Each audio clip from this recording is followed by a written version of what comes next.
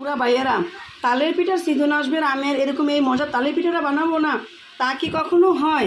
চলুন দেখে নেওয়া যাক তালের পিঠা তৈরি করতে কী কী লাগছে। মজার তালের পিঠার রেসিপিটা আপনাদের সাথে আমি শেয়ার করলাম। আসসালামু আলাইকুম আমার আপুরা ভাইয়ারা, সবাই কেমন আছেন? আশা করি সবাই ভালো আছেন। তালের সিজন আসবে আর এই মজার পিঠাটা তৈরি করবো না, তা কি হয়?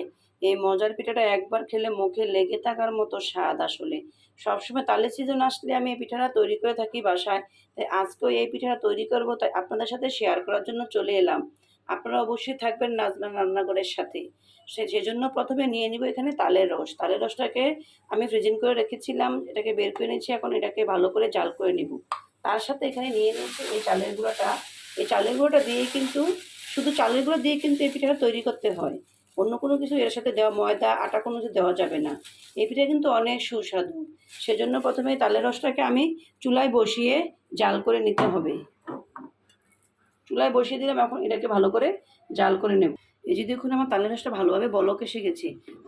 বলক আসার পরে এখানে দিয়ে দেবো এখন পরিমাণ মতো লবণ। আমি এখানে 1 চামচ পরিমাণ লবণ দিয়ে দিয়েছি, আপনারা চাইলে আরও দিতে পারেন। এটা পরিমাণ মতো দিতে হবে। তারপর দিয়ে দেবো এখানে আমি চিনি। আপনার চাইলে এটা গুড় দিয়েও করা যায়, চিনি দিয়েও করা যায়, যাতে একটু ভালোভাবে মিষ্টিও, সেজন্য একটু খেয়াল রাখতে হবে। এখন এটাকে দিয়ে ভালোভাবে একটু নাড়াচাড়া করে চিনিটাকে একটু মিশিয়ে নিব। চিনিটাকে মিশিয়ে নেওয়ার পর এখানে দিয়ে দিব কোরানো নারকেল।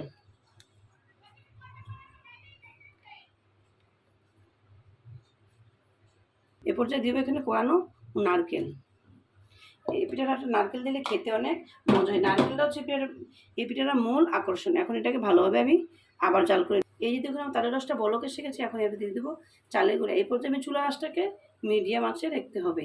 এই চালের গুঁড়া দিয়ে কিন্তু এটাকে, চালের গুঁড়া দিয়ে তালের সাথে সুন্দর করে একটা মজাদার ডু করে নিতে হবে। ডুটা কীরকম হতে হবে, আমরা যেরকম রুটি বানাই এরকম রুটির মতন করে একটা ডু করে নিতে হবে এটাকে। এরা দেখুন আমি এটাকে কত সুন্দর করে ডু করে তৈরি করে নিয়েছি। এখন এক সাইড করে করে একটু একটু করে এখন পিঠা তৈরি করে নেব। আপনারা আমার সাথেই থাকুন। এই যে দেখুন আমার আপুরা ভাইয়েরা একটু একটু করে ডো নিয়ে নিয়ে এরকম করে কিন্তু এই খাসদার ভিতরে দিয়ে পিঠাটা অনেক সুন্দর করে তৈরি করা যাবে। কলা পাতা দিয়ে, কলা গাছের খোল দিয়েও এই পিঠা তৈরি করা যায়, তারপরে আবার ঝাই দিয়েও করা যায় প্লাস্টিকের। কিন্তু এটা দেখলে কিন্তু আরও সুন্দর হয় দেখতে, পিঠাটা অনেক সুন্দর। একটা খাসের ভাজ উঠে দেখতে পিঠা অনেক সুন্দর, ভাব দিলে পিঠা দেখতে অনেক সুন্দর হবে। এরকম করে আমি সবগুলো পিঠাকে তৈরি করে নিচ্ছি। মানে আপুরা ভাইয়েরা পিঠাটা এরকম করে দেওয়ার পরে এরকম করে এই খাসদাটা বানালে কিন্তু পিঠার খেতে আরও সুন্দর, দেখতেও কিন্তু সুন্দর হয়, অসাধারণ হয়। এরকম হালকা একটু চাপ দিয়ে দিলে কিন্তু দেখুন দুটা পাশে অনেক সুন্দর সুন্দর ভাজ হয়। এই যে এরকম করে করে পিঠাগুলোকে আমি তৈরি করে নেব। দেখুন কত সুন্দর করে এরকম করে তৈরি করে কিন্তু পিঠাগুলো দেখতে অনেক সুন্দর হয়, কালারফুল হয়। এই যে দেখুন এরকম করে সবগুলো পিঠাকে তৈরি করে নেব।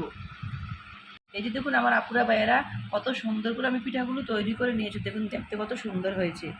আগের দিনে মানুষের মতন এখন ডিজিটাল যুগ, এখন আর কলা পাতার খোল, চিরুনি, কাঁটা চামচ ভিজাতে হয় না। এরকম সুন্দর সুন্দর এই খাস, প্লাস্টিকের খাস কিনতে পাওয়া যায় মেলা বা বাজারের হাটে। ওগুলো দিয়ে সুন্দর করে পিঠাগুলো তৈরি করে নিয়েছি। দেখুন দেখতে কত সুন্দর, অসাধারণ হয়েছে কালারটা। এখন এগুলোকে ভাপে দিয়ে নেব। চলুন চলে যাওয়া যাক। এই দেখুন ভাপে দেওয়ার জন্য আমি এখানে একটা পাতিলে পানি বসিয়ে দিয়ে পানি দিয়ে বলক দিয়ে নিয়েছি। এখন সেনা দিয়ে ভাপ উঠে গিয়েছে। এখন এক এক করে পিঠাগুলোকে এর ভিতরে দিয়ে ভাপ দিয়ে নিব। এই দেখুন পিঠাগুলো দিয়ে দিতে এখন ঢাকনা দিয়ে ঢেকে দিব 20 মিনিটের জন্য। দেখুন আমার আপুরা ভাইয়েরা আমার পিঠাগুলো ভাপ দেওয়া হয়ে, দেখুন কালারটা কত সুন্দর হয়েছে। এখন পিঠাগুলোকে উঠিয়ে নিব। এই যে দেখুন আমার আপুরা ভাইয়েরা কত সুন্দর করে মজা করে তৈরি করে নিলাম আমি এই তালের পিঠাটাকে। দেখুন কালারটা দেখতে কত সুন্দর হয়েছে। পিঠাগুলো দেখতে কিন্তু অনেক সুন্দর, অনেক সুন্দর তুলতুল নরম হয়েছে। কালারটা কিন্তু অনেক সুন্দর আসছে। এই যে আপনারা অবশ্যই পিঠাগুলো বানিয়ে নেবেন। আজ এই পর্যন্তই, আল্লাহ হাফেজ।